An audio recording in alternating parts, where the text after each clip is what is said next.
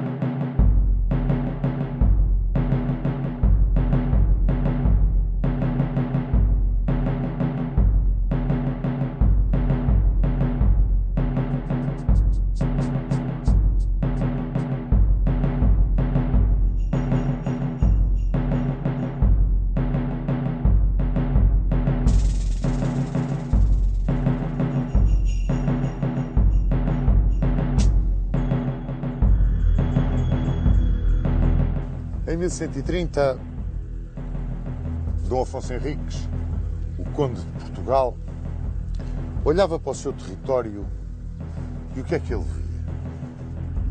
Via um território exíguo, com um poderoso vizinho a norte e a leste, o Oceano Oeste, e a sul, uma fronteira indefinida, sistematicamente ameaçada e que ele tinha que proteger de qualquer forma. No entanto, tinha um sonho. E esse sonho era ir além mim, recuperar os castelos que um dia tinham sido de sua mãe, a infanta rainha Dona Teresa. Mas virou-se primeiro para o sul, teve esse cuidado e deitou mão da força mais móvel, mais disciplinada, mais apta para o fazer. Desde 1126, 1128, que a Ordem do Templo estava em Portugal. Tinha sido fundada por Hugues de Payens, era a melhor lança de França do seu tempo, em Jerusalém, em 1118. E protegida por São Bernardo, com o patrocínio do São Bernardo, que inclusivamente lhes escreveu a regra. Em 1128, no Concílio de Troyes, eram oficializados a Ordem dos Pobres Cavaleiros de Nosso Senhor Jesus Cristo, como era chamada originalmente, a Ordem dos Templários, como passou à história. Em 1126, muito provavelmente antes da oficialização da Ordem, a infanta rainha Dona Teresa abriu o condado portugalense à vinda dessa extraordinária milícia guerreira. E foi seu primeiro mestre aqui em Portugal, Guilherme Bernardo, ou Guilherme Ricardo, não se sabe bem. Mas enfim, Eles vieram para participar na Reconquista. Foi isso que fizeram e foi para isso que receberam doações que lhes estendiam a sua zona de ação até para o sul do Mondego. Era uma milícia, como vos disse, extraordinariamente disciplinada. Foi talvez a primeira que, com a sua cavalaria, atuou em conjunto, sem procurar o combate singular, tão característico da Idade Média. Formavam um bloco. À voz do mestre, levantavam ao céu uma oração. Não a nós, Senhor, não a nós, Senhor, mas ao teu nome dá a glória. Esse era o lema da Ordem do Templo. E depois davam o grito "Ô Bossean". O Bossean era o seu estandarte, partido de preto e branco, com a cruz patesca vermelha a meio, e carregavam com a sua cavalaria como um só bloco. Mas, além desta sua forma de atuar, que aterrorizava o inimigo, porque não estava habituado a enfrentar uma força dessas, eles eram também os homens que levantavam castelos, que construíam vilares, aldeias, e que protegiam aqueles vagidos, primeiros vagidos da colonização, do povoamento que se fazia no território conquistado. Muitas vezes recorria-se para esse vagido de povoamento aos mouros forros, os mouros que eram os equivalentes dos moçárabes para os cristãos e que ficavam, que mantendo as suas tradições e a sua forma de viver e até a sua religião, se submetiam à autoridade do rei e pelo rei eram protegidos. Ora, em 1130 estava, pois assim, o território português. Era esta a imagem que o conde Dom Afonso Henriques via do seu território. E, ao lado, o rei de Leão e Castela, Afonso VII, como bem se recordam, primo de Dom Afonso Henriques, estava envolvido em questiúnculas e guerras com o seu padrasto, Afonso I de Aragão, o batalhador. E Afonso Henriques aproveitou para ir ao norte, passar o Minho e tentar a recuperação dos castelos que um dia tinham pertencido à sua mãe. Saíram-lhe ao caminho os fronteiros galegos e Fernão Pérez e Rodrigo Vela venceram. Fernão Pérez e Rodrigo Vela eram dois grandes lideradores da altura. Venceram o moço conde português que retirou novamente à Queiminho. E por sorte, porque Afonso VII estava envolvido nas suas questiúnculas com o batalhador, ele não veio para punir imediatamente a ousadia do primo. Quando o pôde fazer, porque as coisas acalmaram em Aragão, a verdade é que rebentou uma guerra civil em Castela. E ao mesmo tempo, isto 1134, dá-se a grande Batalha de Fraga. E nessa batalha, os infiéis venceram. Então ainda os almorávidas venceram. E Afonso I, o batalhador, morreu. Quando tudo se desenhava para uma punição de Afonso VII ao seu primo rebelde, a tal guerra civil agarrou-o dentro do reino. E Afonso Henriques tentou a segunda passagem do Minho. E é curioso que Afonso VII entregou a defesa da sua fronteira ao arcebispo de Compostela, o célebre Gelmires. E Gelmires, ou adoecendo ou fingindo-se adoentado, a verdade é que não se mexeu. E as milícias municipais de Compostela recusaram-se à obediência. Era uma coisa que naquele tempo era muito vulgar de suceder.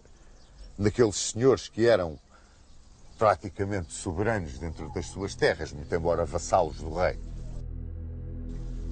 E Dom Afonso Henriques entrou triunfalmente além Minho e, sem encontrar resistência praticamente nenhuma, recebe homenagem de várias praças galegas e constrói o Castelo de Selmes.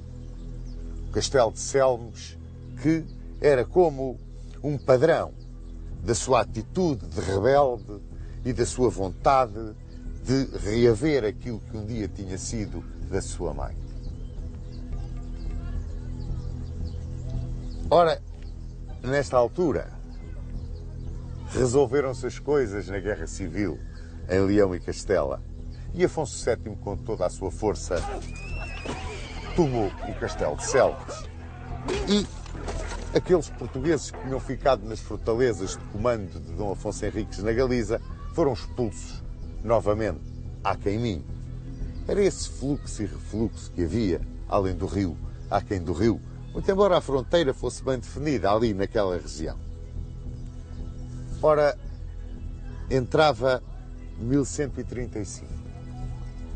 Como resultado da Batalha de Fraga e liberto, portanto, da pressão de Afonso I, o Batalhador, o rei de Leão e Castela entrou em Aragão. Entrou em Aragão, dominou completamente a região e mandou reunir cortes em Leão para o reconhecerem, tal como um dia tinham feito com seu avô Afonso VI, para o reconhecerem imperador das Espanhas. As suas vitórias, quer contra os aragoneses, quer contra os infiéis, sobretudo a que obteve contra o Emir Roda, tinham-lhe dado um prestígio imenso. Afonso VII realmente era um monarca com um prestígio extraordinário. E foi reconhecido imperador das Espanhas. Recebeu a vassalagem de todos os monarcas, grandes condes, grandes senhores da península e até da além Pirineus. Alguns do Ródano, da região do Ródano, e até de Moro, ele recebeu a vassalagem ali nas Cortes Gerais de Leão. Mas, curiosamente, houve um que não foi lá. Um que aqui neste exíguo território do extremo ocidental da península hasteava uma bandeira rebelde, tão rebelde como ele, a bandeira de Portugal. E nesta altura, com o poderosíssimo primo a norte estabilizado, Dom Afonso Henriques virou-se novamente para o sul e construiu a fortaleza de Leiria. Juntamente com os Templários e o alcaide de Leiria, um dos seus grandes cavaleiros, o lendário Pai Guterres, começaram os portugueses a avançar lentamente mais para sul, para aquele matagal que os separava das ubres terras da Moirama. 1135 é um ano extraordinariamente importante para Dom Afonso Henriques, quando cria aquele núcleo de atração para a população, para dali ser uma base de operações de reconquista do território para o sul. Entra em desafio com os mouros. Os mouros que ele sabia que estavam desavindos. No norte da África, almohadas e almorávidas andavam numa tremenda guerra. E essa guerra tinha feito com que o poder almorávida na península se começasse a desagregar e até a retirarem forças para poderem acorrer no norte da África a essa guerra. Era talvez a ocasião ideal para começar a querer caminhar para sul, dado o poder do vizinho a norte. Mas, e é curioso, nesta altura, estamos a chegar a 1137. O rei de Navarra, vendo em Afonso Henriques um possível aliado, pela atitude que tomou de não ir a Leão, dobrar a espinha diante do primo, aliou-se com ele, numa aliança ofensiva contra Afonso VII. E revoltou-se o rei de Navarra, e aproveitou Afonso Henriques para a sua terceira incursão na Galiza, onde muitos fidalgos galegos também o chamavam, porque Afonso VII tinha um pulso de ferro e eles estavam muito habituados desde tempos antigos a governarem-se sozinhos e não queriam aceitar aquele pulso de ferro. E então mandaram dois dos seus ases, Gonçalo Nunes e Rodrigo Pérez, para virem convidar Dom Afonso Henriques a tomar Tui. Dom Afonso Henriques passou o rio, com o primo empenhado, claro, na guerra com o de Navarra. Tui rendeu-se e ele, recebendo homenagem de vários barões galegos, avançou sobre Alariz. Aí resistiu-lhe o alcaide de Alariz, Fernão, antes. O cerco foi duro, mas Alariz acabou por cair e Dom Afonso Henriques regressou a Portugal para refazer a sua hoste. E quando voltou a passar o rio, saíram-lhe ao encontro os dois célebres fronteiros galegos que atuavam sempre juntos, Fernando Pérez e Rodrigo Vela. A hoste portuguesa levava pela primeira vez, e isto é curioso, meus amigos, retratar isto nesta descrição do reinado. Pela primeira vez, seguiam na hoste portuguesa a pionagem dos concelhos, os antecessores da nossa infantaria.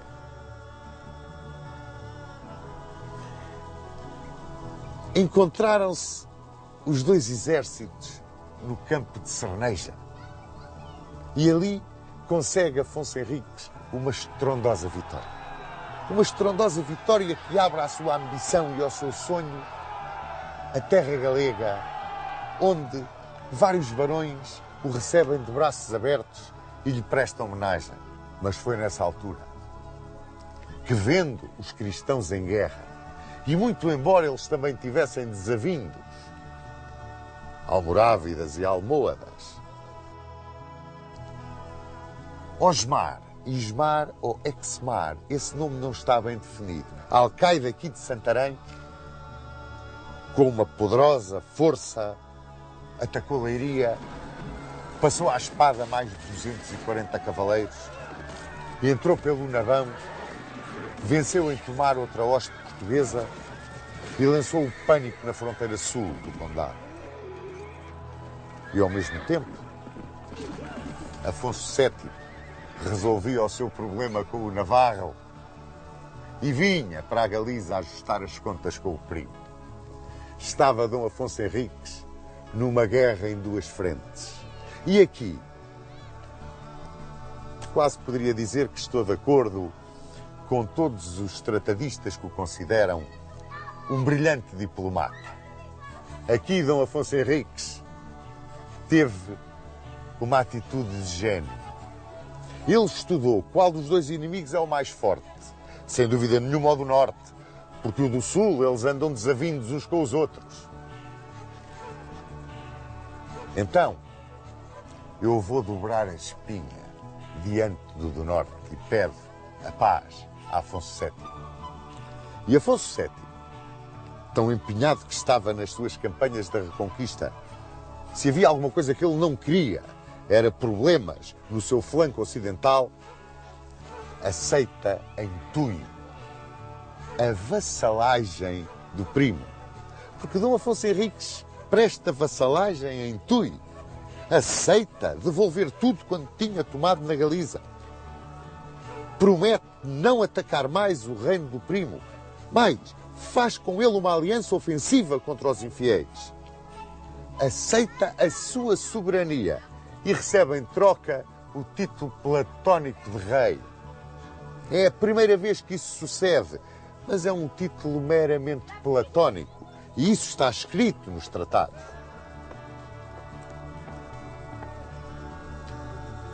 Esta aliança leva a que Afonso Henriques e Afonso VII marchem para sul contra o infiel. Estamos a entrar em 1139. Afonso VII consegue uma vitória extraordinária em Orejo ou Aurélia. A batalha é a mesma. E Afonso Henriques? Bom, Afonso Henriques sai de Coimbra. Leva na sua hoste muitos cavaleiros vilão e a pionagem do município. Pode-se dizer que ele vai fazer o grande fossado de Ourique com tropas populares. Levava, porém, alguns cavaleiros com ele, como Alferes Mor e a Garcia Mendes. Levava Fernando Mendes de Bragança, o Braganção, Lourenço Viegas, o Espadeiro, Gonçalo Mendes da Maia, iam com ele também. Eram os seus homens de confiança, os seus amigos do coração. E aí entra Afonso Henriques pelo Garde e vai travar a Batalha de Ourique. Ourique, independentemente de onde foi e como foi, Ourique é uma pedra angular da história de Portugal. É uma âncora da monarquia portuguesa. É uma âncora da pátria a que todos pertencemos. Travou-se em 25 de julho de 1139. Diz Herculano que, bem internado na província de Alcácer, no coração do Garbo, que tinha 3 províncias: Alfagar, onde é o Algarve agora, Alcácer, o Alentejo e Belata, Extremadura e Ribatejo. Mas há outros tratadistas que dizem que não, que a batalha se travou muito perto de Leiria. E outros que dizem que ela se travou muito perto de Santarém, aqui, em Vila Xandorique. Entre outras razões, porque o comandante do inimigo era Ismar Exmar, ou Osmar, não se sabe bem o nome, que era o alcaide de Santarém. Se eu puder dar a minha opinião pessoal, e acho que vou dar, a Batalha de Ourique travou-se em Vila Xandorique. As comunicações são muito mais curtas, estão protegidas, a força vem em muito maior segurança, o inimigo que lhe pode sair ao caminho, embora podendo envolvê-lo, não tem a quantidade de praças de toda a província de Alcácer para lhe cortar a retirada, para o isolar e cercar. Mas não descarto, não posso, nem ninguém pode, descartar a ideia de que esse fossado foi tão profundamente como até o Alentejo. Porque não foram muitos anos depois, como veremos no decorrer da história do reinado, que o infante Dom Sancho, filho de Dom Afonso Henriques, foi a Triana, bairro de Sevilha, fazer um fossado famosíssimo em 1178. A distância é muito maior. O inimigo está também com possibilidades de o cercar, de o isolar. No entanto, é diferente a situação. Em 1178 é um inimigo que já está em guerra também entre ele, mas não tem, de forma nenhuma, a quantidade de praças em seu poder que tem o inimigo de 1139. Évora, Beja, Alcácer, Jurumanha, todas aquelas praças onde se podem juntar forças. Santarém, meu Deus, Santarém, Lisboa, que se podiam juntar e cortar a retaguarda a Dom Afonso Henriques. Mas não interessa. Onde foi?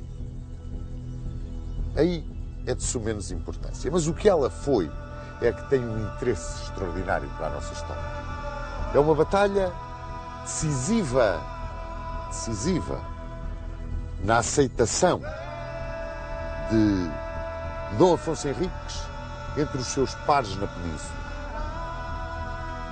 No terror que vai passar a inspirar ele ao seu inimigo, na extraordinária confiança, quase cega, que nele vão pôr os seus homens, tornando-o num dos arietes, talvez eu poderia quase dizer, um dos principais arietes da reconquista cristã peninsular. Taticamente, a Batalha de Ourique apresenta um mistério. Frei Bernardo de Brito, numa altura em que se compreende perfeitamente que a história de Portugal fosse romanceada e quase que entregue nas mãos de Deus como um milagre, Portugal estava numa situação desgraçada na altura. Descreve-a com base no milagre de Ourique e na multidão de mouros aqui vencidos nos campos perto de Santarém, na minha opinião, lá para baixo para o Alentejo, ou até em Leiria, sabe-se lá. Mas essa multidão que vinha com 5 reis mouros e que perante essa força brutal, Dom Afonso Henriques viu Cristo e as suas chagas. E nesse milagre tão contado e quase aceite como uma verdade lapidar para a pedra angular da monarquia portuguesa, se nós hoje, no século XXI, virmos bem, é muito difícil que uma coisa dessas seja verdade. Muito embora, na altura, tivesse sido extraordinariamente útil, meus amigos. Mas, tendo sido o comandante dos almorávidas, o alcaide de Santarém, acham que ele ia comandar um exército com 5 reis mouros? Muito provavelmente, o alcaide de Santarém saiu nos campos ondulados de Ourique, saiu daqui direito ao inimigo, detetado provavelmente no seu fossado por quem por ali trabalhava e quem ali vivia. Era muita gente. Saiu daqui com o dispositivo clássico para a batalha que os almorávidas utilizavam. Eles combatiam em 5 corpos. O da dianteira, chamado Mucadema. A ala direita chamavam Meimena. A ala esquerda chamavam Meicera. A retaguarda chamavam Saga. E ao centro, Caab, o coração onde ia o comandante. Estão a ver as 5 pedras? 1, 2, 3, 4, 5. A este dispositivo chamavam-lhe eles a tabia. E atuava quase como um turvelinho. Contra esta tabia, comandada por Ismar, a hoste que vinha com Afonso Henriques e que não podia ser uma coisa muito grande, bateu-se, eu poderia dizer que com um certo equilíbrio de forças, ou mesmo que tivesse aceitado uma superioridade de forças e tivesse utilizado um maior poder de choque e os tais peões que vinham. Não nos podemos esquecer que a peonagem tinha, já nessa altura, uma extraordinária importância no campo de batalha, aqui na Península, dada a própria natureza do terreno. Seja como for, essa vitória de Ourique, que leva a que as 5 quinas apareçam na bandeira de Portugal, na minha opinião muito modesta, aparecem estas 5 quinas como um brasão de armas do vencedor na sua mais célebre vitória, que põe no seu brasão o inimigo que venceu. Bem, no entanto, muitos estudiosos, que eu tenho o máximo prazer de conhecer e com quem muito aprendo, têm-me dito, mas olha lá, e dentro de cada uma das esquinas, os outros 5 pontinhos que lá estão, o que é que tu achas que aquilo quer dizer? Não estará um bocado ligado à tradição do milagre de Ourique? Não será tão militar essa tua ideia de que são os 5 corpos do exército almorávida, da tabia dos almorávidas? Eu também digo que não tem grande importância. Eu tenho a minha opinião, outros têm a sua, são defensáveis, são atacáveis. Mas há uma coisa que é inquestionável, meus amigos.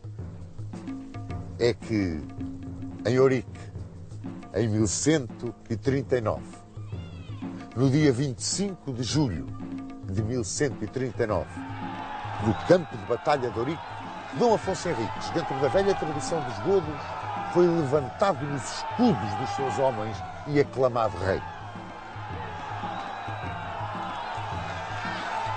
Se em Tui tinha sido um reconhecimento platónico, o que sucedia em Eurico era diferente. Eram os seus homens que o levantavam no escudo, que o alçavam nos escudos como rei dentro da velha tradição goda. E isso é uma marca angular, uma pedra base na história, não só da monarquia portuguesa, na própria história de Portugal.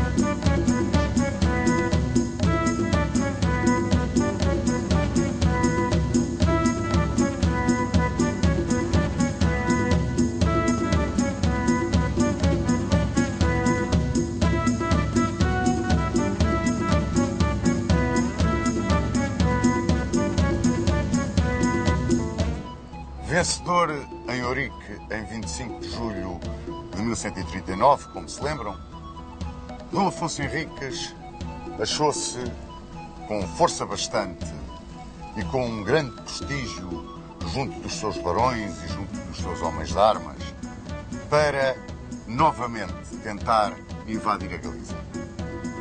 Seria a 4ª invasão da Galiza.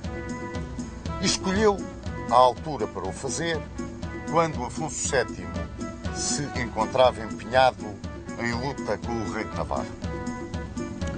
Formou o infante português, a quem todos já chamavam rei, a sua hoste, e com ela passou além de mim. Saiu-lhe para o parar, para o deter, nessa tentativa de invasão, Fernão Anes, o fronteiro leonês da Galiza.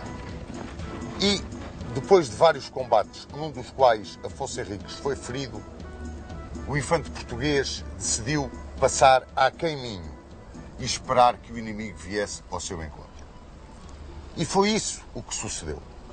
Já liberto dos problemas com o rei de Navarra, Afonso VII apareceu à frente do exército galego e leonês e Afonso Henriques encontrou-se com ele na veiga de Arcos de Valdevez, entre as serranias de Soajo e Penela. Corria o ano de 1140. E aí, nessa veiga, a que o povo, na sua toponímia heroica, chamou de Veiga da Matança, travou-se um singular torneio, em que os cavaleiros saíam à liça, 1 contra 1, às vezes 2 contra 2, o máximo que faziam era 4 contra 4. E nesse torneio, entre o Partido Leonês e o Partido do Infante, venceram os cavaleiros portugueses e tiveram uma vitória estrondosa, ao ponto de capturarem no torneio o irmão de Afonso VII, Fernão Furtado, e Bermudo Pérez de Trava, que, como bem se lembram, era cunhado do infante Dom Afonso Henriques. Depois desse torneio, do resultado do confronto direto entre os cavaleiros de ambos os partidos, Afonso VII, que era um político sagaz, viu bem que no flanco ocidental da reconquista cristã, pegado aos seus domínios, habitava um povo. E um povo extraordinariamente arraigado ao torrão, com um grande espírito de autonomia e de independência que já vinha, também como se lembram, de longa data.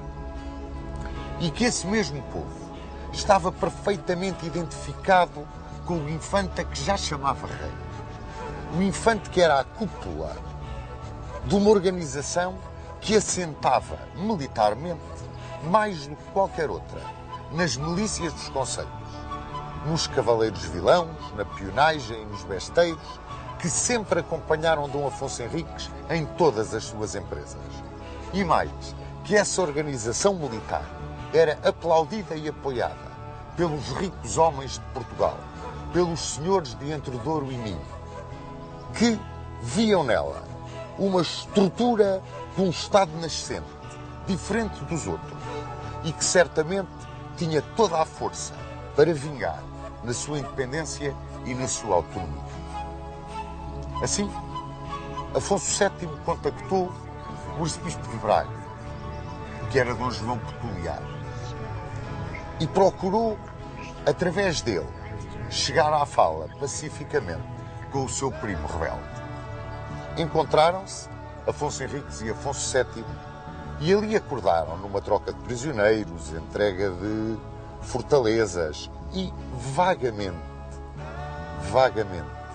na aceitação por Afonso VII da realeza de Dom Afonso Henriques. Passaram 3 anos durante os quais, sem dúvida que cada vez mais se cimentava o querer dos portugueses e cada vez mais Afonso VII se ia convencendo de que era muito melhor, no seu flanco ocidental, a existência de um aliado e um amigo na guerra contra o Moro do que um inimigo que sistematicamente o estivesse a perturbar na sua campanha de reconquista, da qual ele era, afinal de contas, em toda a península, o líder. Assim, nos dias 4 e 5 de outubro de 1143, encontraram-se Afonso Henriques de Portugal e Afonso VII de Leão e Castela, aqui, nesta velha Catedral de Zamora, onde, como se lembram também, em 1125, Dom Afonso Henriques se armara cavaleiro a ele próprio. Um direito dos filhos dos reis e dos futuros monarcas. Nessa cerimónia em que toda a nobreza portuguesa quis dizer a Dona Teresa e ao Rei de Leão: este vai ser o Rei de Portugal. Aqui se encontraram, por intervenção de Dom João Peculiar, e nessa reunião esteve presente o cardeal Guido de Vico, que era o legado do Papa ao Concílio de Valladolid, onde se iam apresentar as resoluções do célebre Concílio de Latrão. Também Guido de Vico trazia uma missão, a de estabelecer a paz entre os soberanos peninsulares, porque a reconquista cristã exigia uma grande união, uma grande identidade.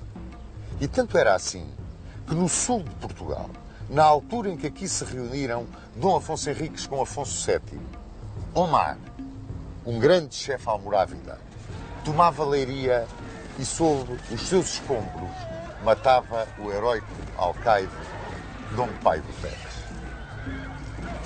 A conferência que aqui se fez, em Zamora, nesse 4 e 5 de outubro de 1143, e da qual não há documentos, foi aquela onde Afonso VII reconheceu a realeza de Dom Afonso Henriques.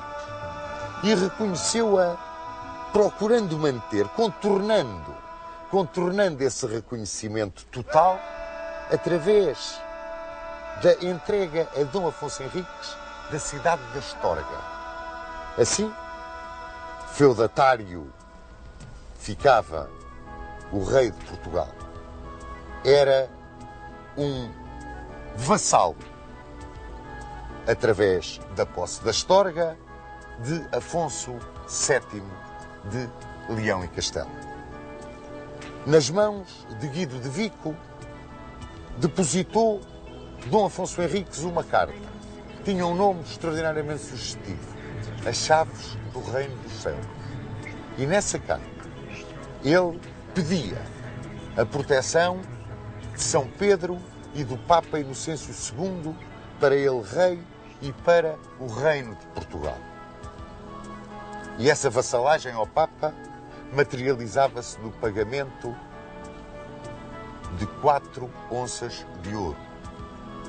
Era o censo, que significava a vassalagem ao Pontífice Romano. É curioso que Inocêncio II não reconheceu logo a realeza total de Dom Afonso Henriques. E durante muito tempo ainda, Roma tratou o nosso rei por Dux. Mas a verdade é que Dom Afonso Henriques era, a partir daí, o rei de Portugal. E é curioso que os espanhóis, pelo menos no seu livro didático de História de Espanha, que é dado aos alunos que frequentam os 2 anos de acesso à universidade, consideram como data de independência de Portugal 1139, quando os guerreiros de Dom Afonso Henriques, os seus barões, os seus homens de armas, os seus peões o levantaram em triunfo nos escudos, segundo a velha tradição goda, no campo de batalha de Ourique, e passaram a chamar-lhe rei. Dom Afonso Henriques casou em 1146 com Dona Mafalda de Saboia, filha de Amadeu II de Saboia. Era uma altura em que almohadas e almorávidas se trucidavam uns aos outros numa luta fratricida para lá, nos limites até então conquistados do agora Reino de Portugal. E foi para aí, foi para esse dissídio entre os sarracenos que Dom Afonso Henriques olhou e se preparou para, explorando o dissídio e arriscando tudo, alargar as fronteiras do reino, que tinha ganho a golpes de montante e cuja realeza lhe tinha sido aceite pelo primo aqui na velha Catedral de Zamora.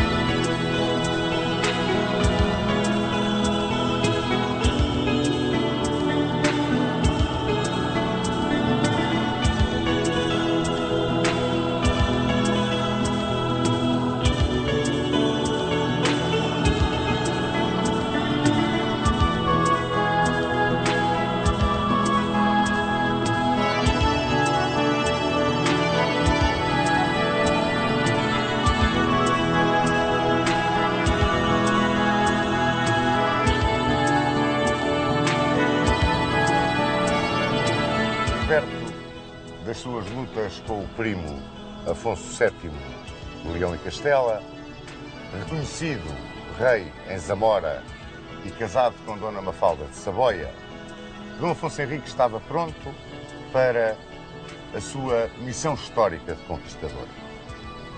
Tinha fundado uma dinastia, tinha fundado uma pátria. Era agora a altura de cimentar uma e alargar a outra. Viviam, então, os mouros do Andaluz uma situação de guerra. Guerra que opunha almohadas e almorávidas. E, muitas vezes, os pequenos reis das pequenas taifas procuravam o auxílio cristão nas lutas intestinas que mantinham entre si. Foi o caso de Ibn Cassi, o vali de Mértola, que pediu a intervenção de Dom Afonso Henriques nos dissídios que mantinha com os seus vizinhos que não o queriam reconhecer como vali da cidade de Mértola. Ora, aproveitou Dom Afonso Henriques a sua intervenção para duas coisas.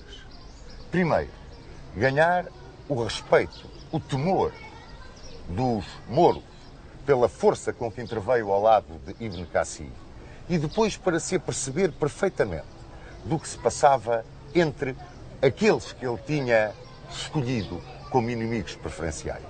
Viu-os divididos, viu-os fracos, viu-os incapazes de dominarem as situações em que se encontravam envolvidos em luta uns com os outros. Foi mais ou menos nesta altura que um dos seus cavaleiros, Mãe Ramires, lhe apresentou um relatório sobre um reconhecimento que tinha feito à fortíssima Praça de Santarém, que era uma das chaves da linha do Tejo. A linha do Tejo, que era, por assim dizer, um objetivo estratégico de Dom Afonso Henriques, que ele queria marcar a fronteira sul do seu território.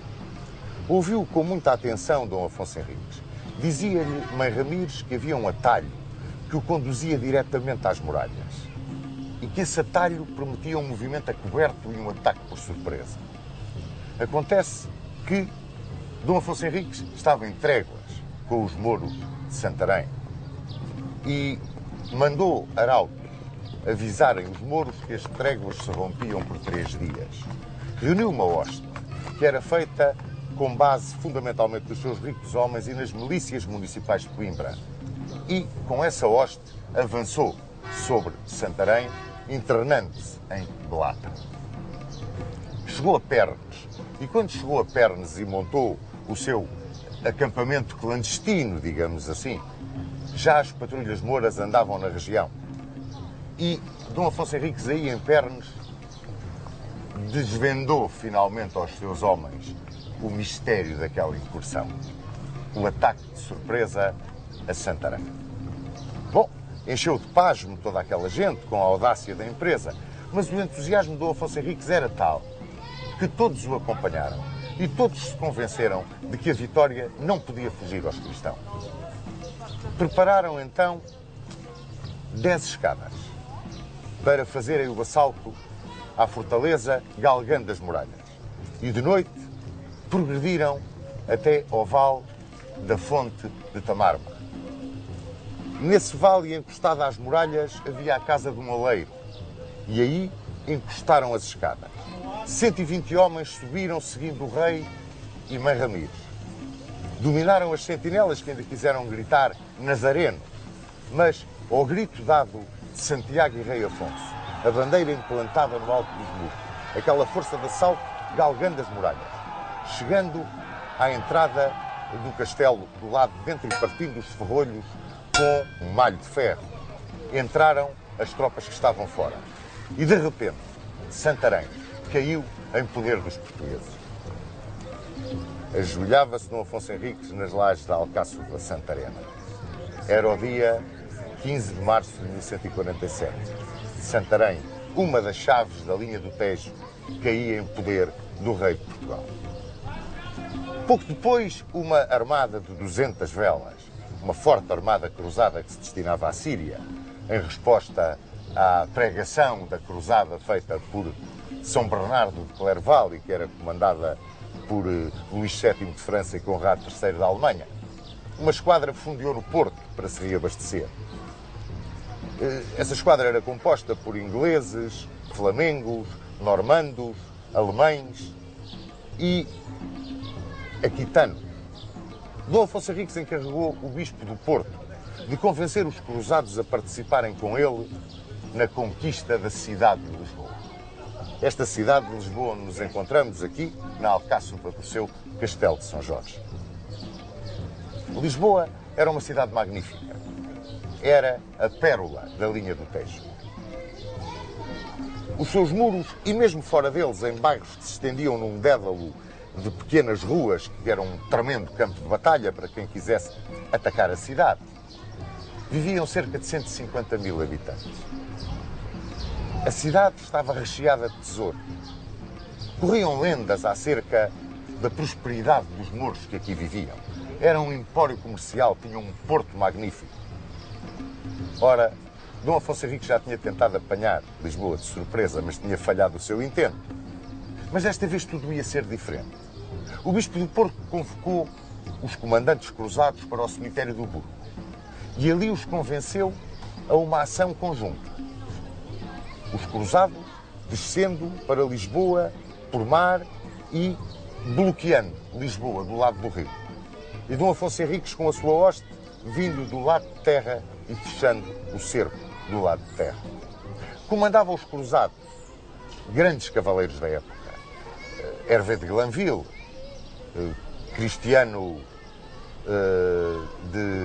o Conde de Arenchote, Cristiano de Gistel. Ora, estes três cavaleiros apoiaram a ideia de Dom Afonso Henriques e no dia de São Pedro de 1147 a armada dos cruzados fundeava diante de Lisboa, os cruzados punham pé em terra e iniciavam um ataque imediato ao arrabal da cidade. Depois dividiram as suas forças. Cristiano de Gistel e o Conde de Arenchote ficaram na muralha oriental e Hervé de Glanville na muralha ocidental. Chegava Dom Afonso Henriques e montava o seu posto de comando, onde hoje se encontra a igreja de São Vicente de Fora. Fechava-se o cerco contra o rio, onde fundeava a esquadra. As muralhas desciam então, a muralha oriental, indo do castelo até cerca de onde hoje está a Casa dos Bicos, digamos mais ou menos, ali em frente do Campo das Cebolas.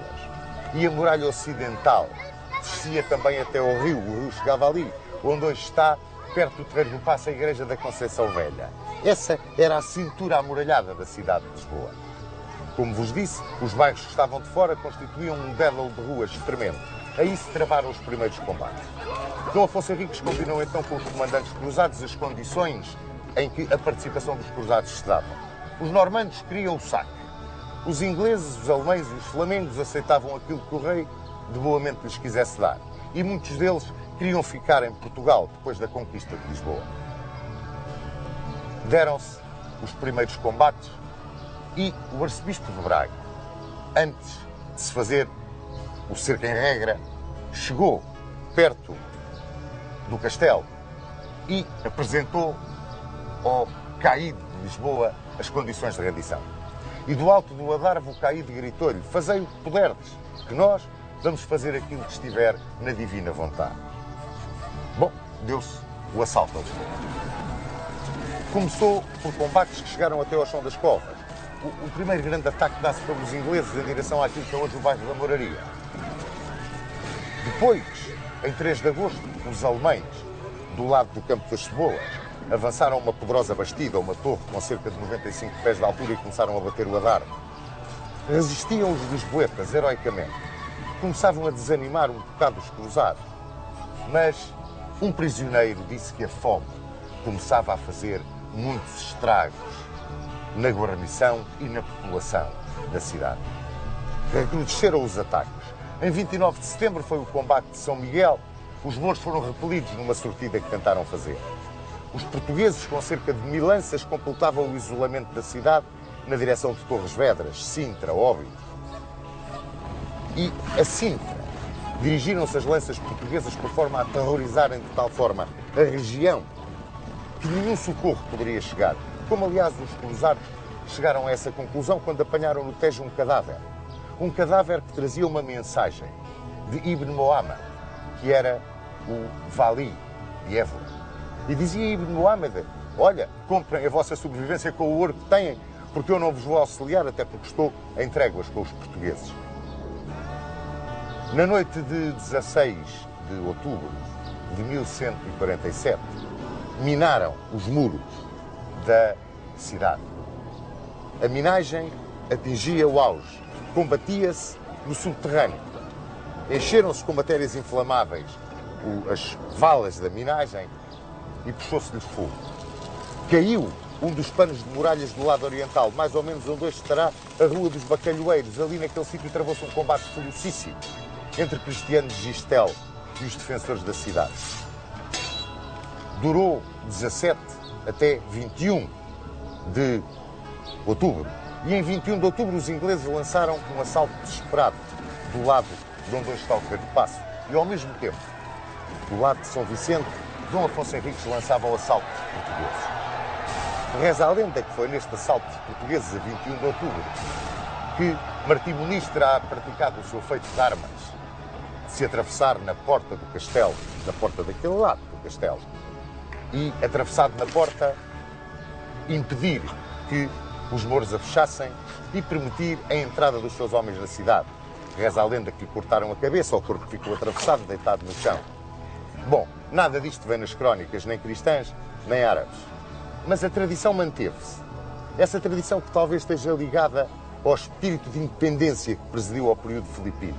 E a verdade é que o Conde de Castelo Melhor mandou pôr uma lápide na porta de Martim Muniz, porque Martim Muniz foi um dos antecessores da Casa Castelo Melhor. Ora, no dia 23 de outubro, os mouros aceitaram a rendição, capitularam. Quem foi receber a rendição foi Hervé de Glanville e o alferes-mor português, que era Fernando Cativo. Mas, enquanto se estavam a dar as conversações para a rendição da cidade, os alemães e os flamengos irromperam pela brecha aberta no lado oriental e começaram o saque. E Dom Afonso Henriques disse-lhes que preferia perder a cidade a permitir uma barbaridade daquela. Impunha-se a vontade do rei, mesmo contra uma certa revolta que surgiu no campo dos Cruzados. E no dia 24 de outubro de 1147, Dom Afonso Henriques fazia a sua entrada solene na cidade de Lisboa. Caíra a linha do Tejo. Cumpria-se o sonho do avô de Dom Afonso Henriques, Afonso VI, de Leão e Castelo. Agora, Afonso Henriques caminhava mais para sul. Sintra rendeu-se com condições. Palmela ficou abandonada. Dom Afonso Henriques tentou de surpresa o assalto a Alcácer do Sal. Falhou o assalto a Alcácer do Sal. E resistiu mesmo a Alcácer a um cerco em regra. Dom Afonso Henriques achou que era a altura de começar a povoar e a arrotear tudo o que tinha conquistado.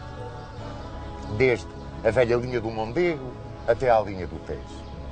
Entregou às ordens militares, entregou às ordens religiosas, sobretudo aos monges de Alcobaça, essa missão extraordinária de povoamento e arroteamento do sol. Mas como não tinha cristãos, nem os chamados moçárabes, os cristãos que tinham admitido a dominação muçulmana para fazer esse povoamento, aceitou aqueles a quem chamou os mouros forros. Os mouros que lhe prestavam vassalagem, tinha várias fórmulas de vassalagem, mantinham a sua religião e os seus costumes, viviam em círculos fechados, não se cruzavam com os portugueses, mas arroteavam e povoavam a terra. Ora, nesta altura, vamos aproximar-nos de 1158. Em 1158, no dia de São João de 1158, caía finalmente Alcácer do Sal. Caía com um cerco em regra feito pelo rei português e pelos cruzados da Síria, que iam para a Síria. Também, nesse ano de 1158, morre Dona Mafalda.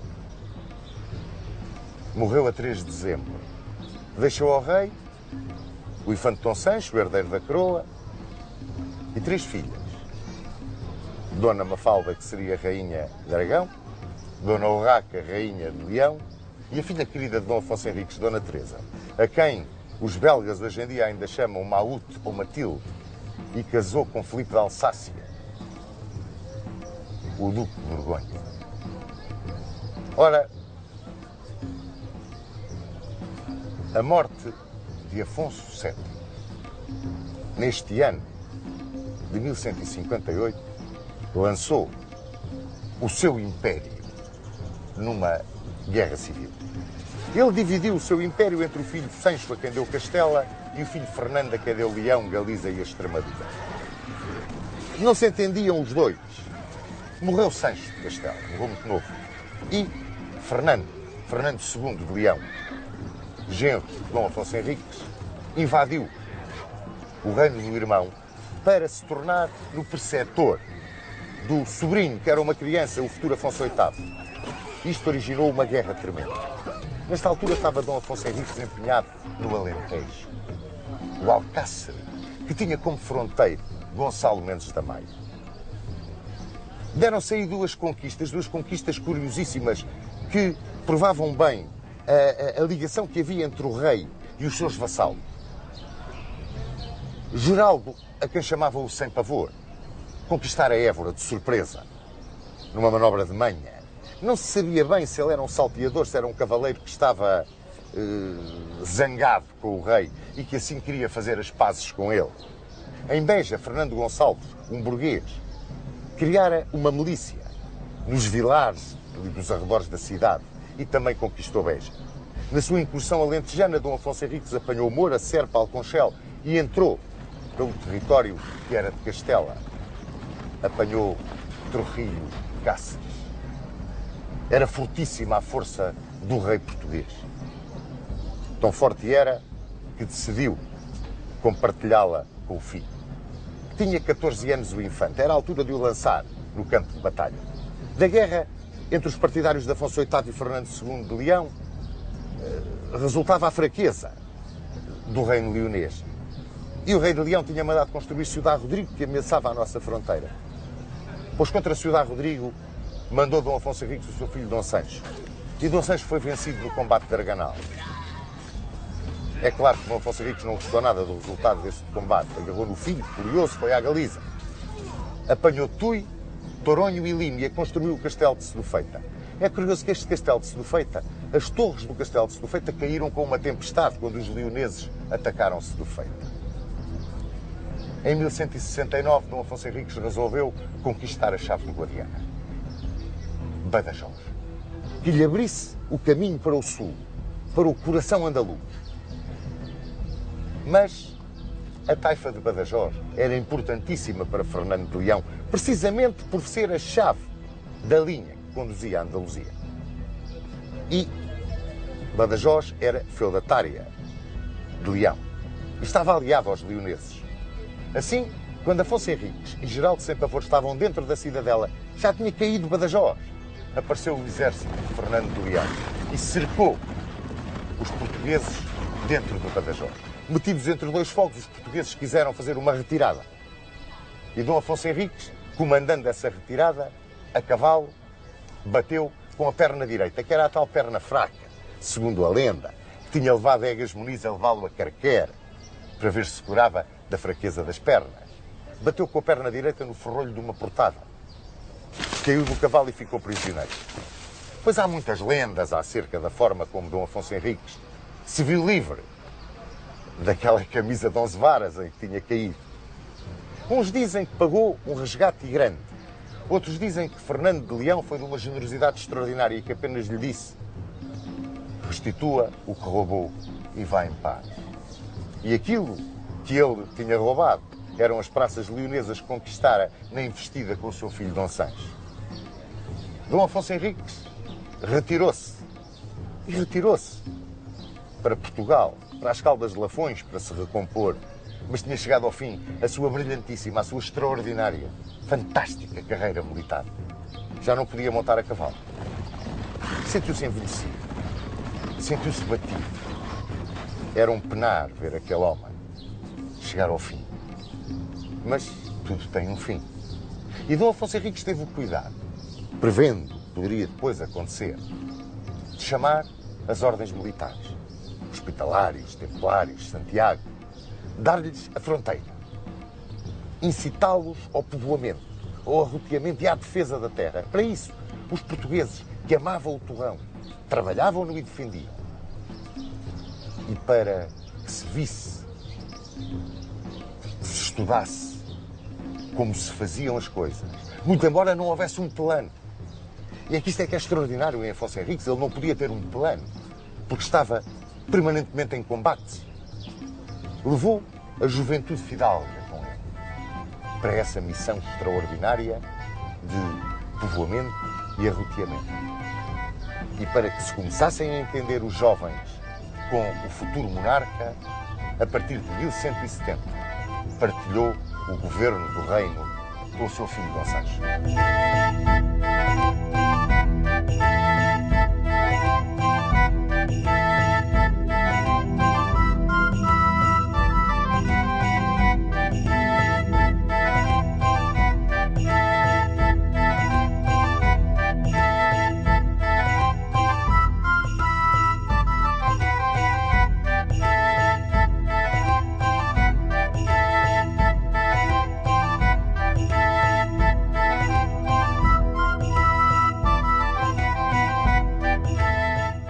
A derrota de Badajoz tinha sido duplamente desastrosa para Portugal. Não só se tinha perdido um magnífico ponto estratégico, como Dom Afonso Henriques ficava incapacitado de continuar a comandar as suas tropas pessoalmente na guerra de conquista e na defesa do já conquistado. O infante Dom Sancho era ainda muito jovem, tinha cerca de 16 anos na altura, mas já estava experimentado no campo de batalha. Tinha visto os seus primeiros combates em Arganal, cerca de Ciudad Rodrigo, que tinha sido uma derrota. Tinha sido armado de cavaleiro por seu pai em Coimbra, em 15 de agosto de 1170, e, a partir daí, começara a participar na administração dos negócios do reino, junto de Dom Afonso Henriques. Aliás, isso está demonstrado por documentos onde tal vem expressamente mencionado, como é o caso do Foral de Pombal e de uma concessão na Igreja de Fiães. Por esta altura, 1170, 1171, os almohadas conseguiram dominar os almorávidas no Magreb. E o novo emir era Abu Yaqub e assumira o título de califa, o chefe dos crentes. Aqui, no Andaluz, além do Estreito, os últimos chefes almorávidas tinham sido reduzidos à impotência, como foi o caso de Ibn Mardanis. E Abu Yaqub passou o Estreito e foi para Córdoba. Aí decidiu vir ajustar velhas contas com o pérfido galego, como era conhecido Dom Afonso Henriques, porque eles continuavam a chamar-nos os galegos. E, aproveitando o facto de Abu Hafes ter melhorado as fortificações de Mértola, decidiu transformar Mértola numa base de operações e lançar um ataque contra Portugal. O velho inimigo que tantas vezes tinha insultado a bandeira do Islão. Assim, em 1171, as tropas almohadas entraram no Alentejo e, usando Mértola como base de operações, avançaram sobre Beja. Saiu-lhes ao caminho Gonçalo Mendes da Maia, o lidador. Tinha cerca de 90 anos, era um dos grandes companheiros de Afonso Henriques, juntamente com o espadeiro e o Braganção, tinha sido um dos seus homens de confiança. E ali estava ele, fronteiro do Alentejo, já de muita idade, mas sempre jovem no manejo das armas, morrendo gloriosamente em combate contra os almohadas. Era outra grande perda de Afonso Henriques, Gonçalo Mendes da Maia, o lidador. E foram os almohadas pôr cerco a Santarém, onde Afonso Henriques estava entraivado. Não se sabe muito sobre este cerco de Santarém, de 1171. Sabe-se apenas que a praça resistiu, com grande galhardia, com grande valor, e que o cerco foi levantado à aproximação de Fernando II de Leão, que vinha em som de guerra. Parece que Afonso Henriques chegou a pensar que Fernando II vinha contra ele, porque era aliado dos almohadas. Mas não. Esse equívoco foi desfeito e os almohadas retiraram, não sem antes terem primeiro destruído Alcântara, como uma retaliação à atitude tomada por Fernando II. Entre 1171 e 1178 houve um período de tréguas. E neste período de tréguas, o facto mais importante foi a trasladação do corpo de São Vicente do Cabo Algarvio, do Cabo de São Vicente, para Lisboa. E é curioso porque as armas da cidade de Lisboa são o navio com 2 corvos. É o navio que trouxe o corpo de São Vicente do Algarve para Lisboa e que veio escoltado por esses 2 corvos. É uma lenda, mas tornou-se o símbolo da cidade capital de Portugal. Em 1174, o infante Dom Sancho casou com Dona Dulce de Aragão e em 1175, a infanta Dona Urraca, filha de Dom Afonso Henriques, foi repudiada pelo rei de Leão Fernando II, apresentando razões de parentesco.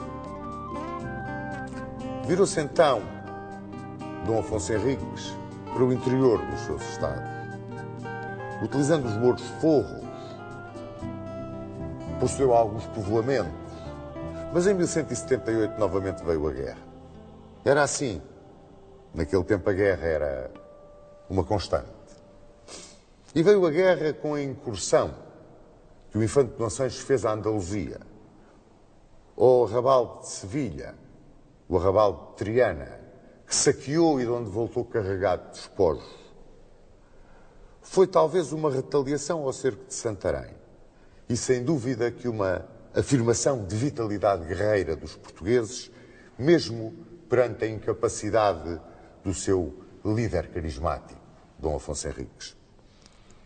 E não será de todo descabido dizer que este foi, talvez, o facto que decidiu Alexandre III a promulgar, em 23 de maio de 1179, a bula Manifestis Probatum, em que era definitivamente estabelecida a realeza de Dom Afonso Henriques na hereditariedade para os seus sucessores, no domínio dos territórios conquistados aos mouros e tudo sobre a proteção da Santa Sé. Ainda neste ano de 1179, tão importante para a história de Portugal, nova invasão almohada se verificou. Desta vez vinham comandados pelo filho de Abu Yaqub e tentaram primeiro atacar o Castelo de Abrantes, de onde foram repelidos. Quando se verificou o ataque ao Castelo de Abrantes, uma esquadra almohada veio flagelar Lisboa e levantou-se a necessidade da construção de uma marinha militar que pudesse defender a nossa costa. Data daí a nossa Marinha de Guerra. Em 1180, houve uma nova tentativa almohada, desta vez contra Coruche e contra Évora. E se Évora resistiu ao ataque dos almohadas, Coruche foi destruído.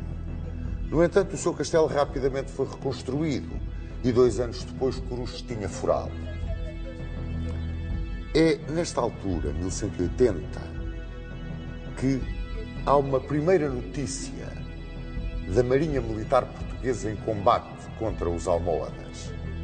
E segundo a lenda, devida a Frei António Brandão e Frei Bernardo de Brito, e, por isso mesmo lenda, não está historicamente certificado, teria comandado a esquadra portuguesa Dom Fuas Roupinho, que era alcaide de Coimbra e de Porto de Mós. Entrava 1183 e as notícias para Portugal não eram boas.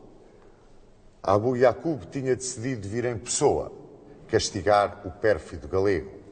ajustar definitivamente as suas contas, agora que ele estava entraivado e metido no burgo de Santarém. Levantou um enorme exército. Os números são muito exagerados pelos cronistas. Chegaram inclusivamente a dar como número de ordem da invasão 300 mil homens. É impossível. Mas era um grande exército, aquele que Abu Yaqub comandava, que foi levantado à custa de pregar a Guerra Santa na Mauritânia e que desembarcou no Andaluz. O Andaluz era a península, em 14 ou 15 de maio de 1184. Avançou sobre Santarém e foi posto cerco a Santarém no dia de São João de 1184. E resistiu a praça perante aquela avalanche. E a resistência foi tal que Abu Yaqub mandou os seus cavaleiros saquearem o território até Torres Vedras. Dizem que a praça foi reforçada pelo infante Dom Sancho e pelo bispo do Porto, e que, sem que ninguém o esperasse, depois de uma sortida dos sitiados, lendariamente comandada por Dom Sancho, os almohadas retiraram. E diz-se que retiraram porque Abu Yaqub foi morto durante essa sortida com uma lançada de um dos cavaleiros portugueses. De qualquer forma, caía um dos grandes chefes almohadas. Morria em combate contra os portugueses. Não se tinham conseguido ajustar as contas com o pérfido galego, muito antes, pelo contrário. Ainda em 1184, Dom Afonso Henriques teve um grande desgosto. Uma grande alegria e um grande desgosto. Ele tinha uma filha que adorava, que era Dona Teresa. E casou essa filha com Filipe de Alsácia, conde da Flandres. Ela ainda hoje é adorada pelos belgas com o nome que ele tomou, Matilde. Chegava ao fim o ano de 1185 e com ele a vida de Dom Afonso Henriques. Em 1159, Dom Afonso Henriques fizeram uma doação a este mosteiro de Santa Cruz e determinara que queria ficar aqui sepultado, como na realidade está, aqui neste ponto. E em Coimbra fechou os olhos no dia 6 de dezembro de 1185. Deixava uma obra feita. Concretizara o seu sonho. Criara uma pátria que muito lhe deve, se é que não poderemos dizer que tudo lhe deve. Quando aqui vierem a esta velha igreja de Santa Cruz e a visitarem e pararem diante do túmulo deste homem,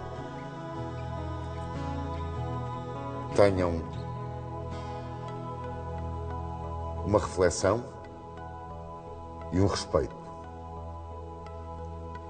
Chamaram-lhe o Conquistador, outros o Fundador, e se é que uma pátria pode ter pai, ele é o pai da pátria portuguesa.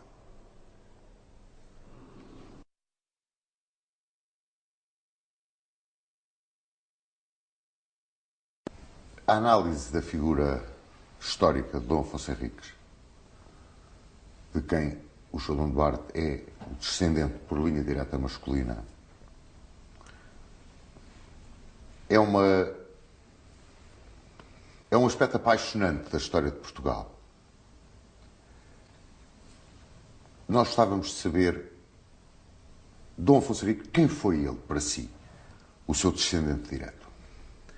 Foi um homem providencial que nasceu no momento certo da história. Havia um povo que se tinha liberto do domínio muçulmano há pouco tempo, que de algum modo considerava-se herdeiro, os povos daqui consideravam-se herdeiros do do reino suevo e queriam libertar-se dos antigos, dos descendentes dos visigodos.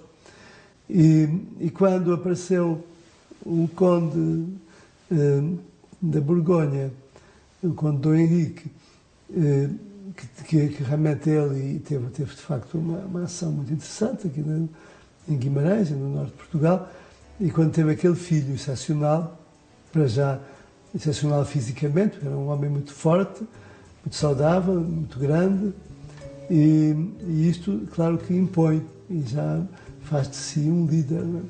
Além disso, uma pessoa muito inteligente e que teve uma noção muito clara daquilo que, de algum modo, a história esperava dele.